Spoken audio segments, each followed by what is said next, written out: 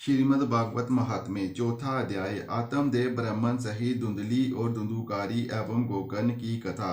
सूजी ने कहा, हे शौनकादिक, जब सब वैष्णव और ऋषि मुनि सप्ताह परायण की कथा सुनकर ध्यान मगन हो गए, उस समय पीताम्बरधारी कर्दनी मुकुट कुंडल तथा रत्न जड़ित आभूषणों से युक्त मस्तक पर केसर का तिलक लगाए श्री मुरली मनोहर ने त्रिभंगी छवि धारण कर उद्धव आदि सखाओं को संग ले उस ज्ञान यज्ञ में जाकर सबको अपना दर्शन देकर कृतार्थ किया।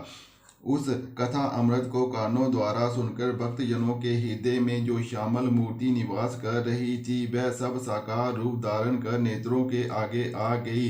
तब उन श्री कृष्ण चंद्र का दर्शन करके सभी लोग अपने को धन समझने लगे और सबने विधि पूर्वक प्रभु का पूजन करके उन्हें साष्टांग प्रणाम किया। उस आनंद को देखकर नारद जी ने संत कुमार जी से कहा, हे भगवान, आपने जो कथा कही उसे जिसने भी सुना उसी ने मुक्ति पद पाया। इससे अब इसका महात्म्य भी कहने की कृपा करें।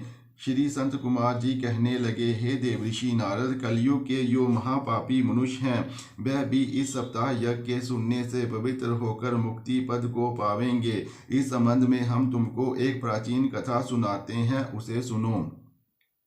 दक्षिण दिशा में एक तुंगभद्रा नाम की नदी है।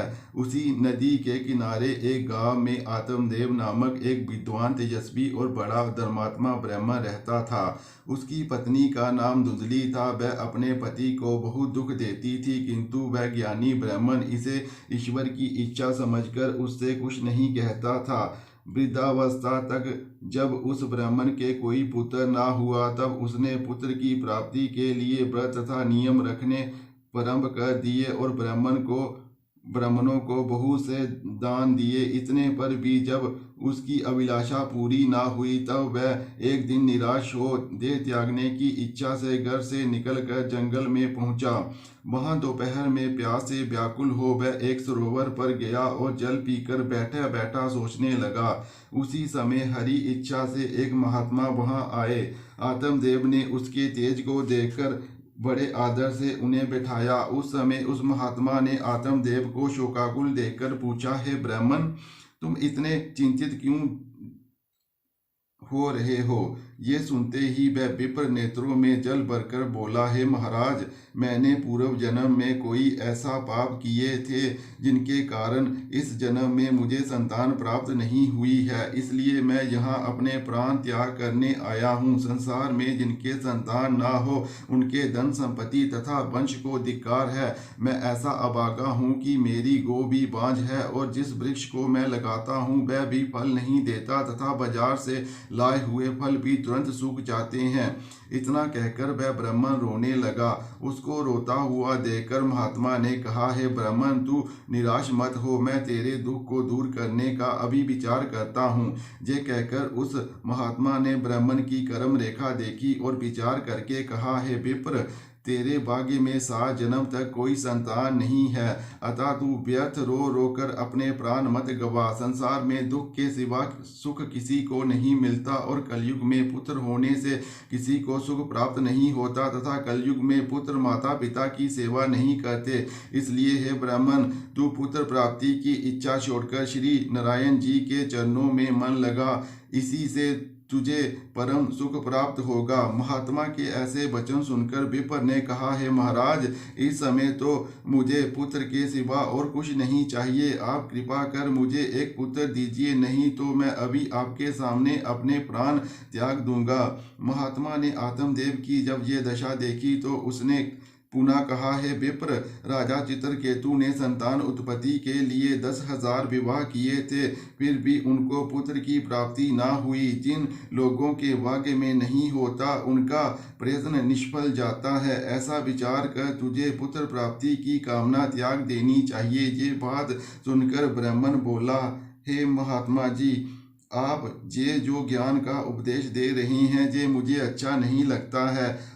आप अब कृपा करके कोई ऐसा उपाय बतलाइए जिससे मैं पुत्र का पिता बन सकूं। आत्मदेव का इस प्रकार का हठ देखकर महात्मा ने उसे एक फल दिया और कहा, यदि तेरी ऐसी ही इच्छा है तो तू ये फल ले जाकर अपनी स्त्री को खिला दे।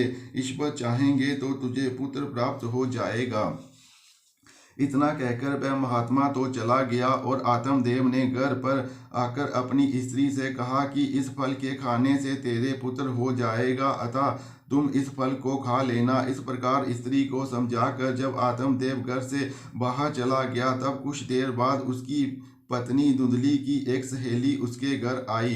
तब धुंधली ने उससे कहा, हे सखी, मेरे पति ने पुत्र प्राप्ति के लिए ये फल कहीं से लाकर मुझे दिया है, परंतु मैं गर्भ रहने के डर से इसे खाना नहीं चाहती हूँ,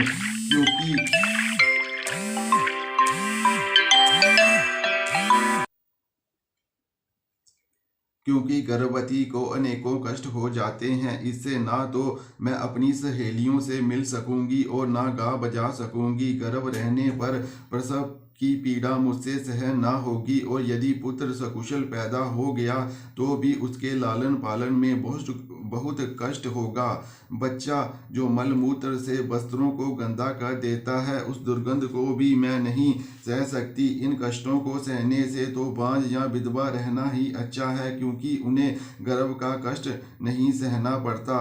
इस तरह की बातें अपनी सहेली से कहीं और उस फल को कहीं छिपाकर पति से झूठ मूठ कह दिया कि वह फल मैंने खा लिया है। कुछ दिनों बाद जब उस धुंधली की बहन उसके घर आई तो उसे उदास देखकर पूछने लगी, हे बहन, क्या कारण है जो इन दिनों तुम इतनी सुस्त तथा दुबली हो रही हो? तब धुंधली बोली, मेरे पति ने पुत्र प्राप्ति के लिए कहीं से एक फल लाकर मुझे खाने को दिया था, तो मैंने प्रसव पीड़ा के कष्ट को सोचकर वह फल नहीं खाया और उनसे झूठ बोल दिया कि मैंने उसे खा लिया है। अब मैं सोचती हूँ कि अपने पति को क्या उत्तर दूंगी, इसी सोच में डूबी रहती हूँ। धुंधली की बात सुनकर उसकी बहन बोली, हे बहन, तू कुछ फिक्र मत कर, मेरे 1 मास का गर्भ हो सो तू अपने पति से कह देना कि मैं गर्भवती हो गई हूँ। जब मेरे गर्भ से लड़का होगा तब मैं उस लड़के को तुझे दे दूंगी। इस प्रकार तेरे पति को कुछ भी पता ना चलेगा और वह फल जो रखा है उसे अपनी गाय को खिला दे, ताकि उसे कोई देख ना सके। अपनी बहन की ये बात सुनकर धुंधली बहुत खुश हुई और उसने अपनी बहन को पति से छिपाकर अपने घर में ही रख लिया। जब उसकी बहन के पुत्र हुआ तो धुंधली ने पति से कह दिया कि मेरे पुत्र हुआ है। आत्मदेव ये सुनकर बहुत प्रसन्न हुआ और ब्राह्मणों तथा जाचकों को बहुत सा दान दिया। उधर दूसरे ही दिन धुंधली ने पति से कहा, मेरे दूध नहीं उतरता। मेरी बहन के आज से 6 माह पहले एक बालक हुआ था, वह पैदा होते ही मर गया, परंतु उसके स्तनों में बहुत दूध है। इससे वह यहाँ रहकर मेरे लड़के को अपना दूध पिलाती रहे तो अच्छा है। आत्मदेव ने स्त्री को स्वीकृति दे दी। तब धुंधली की बहन वहाँ प्रकट में रहकर उस लड़के को दूध पिलाकर उसका पालन पोषण करने लगी। ब्राह्मण ने अपने पुत्र का नाम दुदुकारी रखा। उधर उस फल के खाने से गौ भी गर्भवती हो गई और उस गौ ने भी एक मनुष्य रूपी बालक को जन्म दिया। उस बालक के दोनों कान गौ की तरह थे और शेष सब शरीर मनुष्यों जैसा था। उसे देखकर आत्मदेव को बड़ी प्रसन्नता हुई और उसका नाम गोकर्ण रखकर अपने पुत्र के समान मानकर बड़े लाड से पालने लगा। जब दोनों बालक बड़े हुए तब गोकर्ण तो पढ़ लिख कर बहुत विद्वान और धर्माचारी हुआ, परंतु दुदुकारी महामूर्ख, अधर्मी तथा नीच निकला। वह जुआ खेलने, चोरी करने और अन्य बुरे कर्म करने लगा। वेश्यागमन में जब उसने घर का सब धन समाप्त कर दिया तब एक दिन वह अपने माता पिता को पीटकर घर के सब कपड़े तथा बर्तन ले गया और उन्हें बेचकर सारा धन वेश्या को दे आया।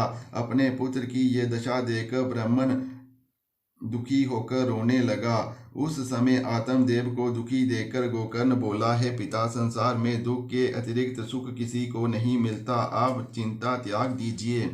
क्योंकि इस जगत में राजा, प्रजा, धनी, निर्धन जितने भी मनुष्य हैं उन सबको कोई ना कोई दुख लगा हुआ है। सुख तो केवल उसी मनुष्य को मिलता है जिसने माया मोह से मन हटाकर प्रभु के चरणों में मन लगाया है। अतः आप भी स्त्री पुत्रादि से मोह त्याग कर भगवत भजन कीजिए, तभी आपको सुख प्राप्त होगा। गोकर्ण की ये बात सुनकर ब्राह्मण को कुछ ज्ञान हुआ। तब उसने गोकर्ण से कहा, हे पुत्र, तुमने बहुत अच्छी सम्मति दी है, परंतु मैं ज्ञान प्राप्त किए बिना वन में जाकर क्या करूँगा।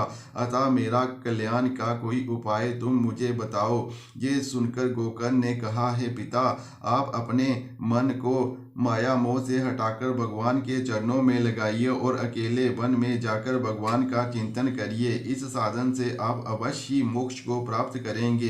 गोकर्ण की ये ज्ञानमयी वाणी सुनते ही आत्मदेव ने संसारी माया मोह से अपना मन खींच लिया और वन में जाकर प्रसन्नचित से श्री हरि का चिंतन करने लगा। कुछ समय पश्चात उसने अपना शरीर त्याग कर मोक्ष को प्राप्त किया।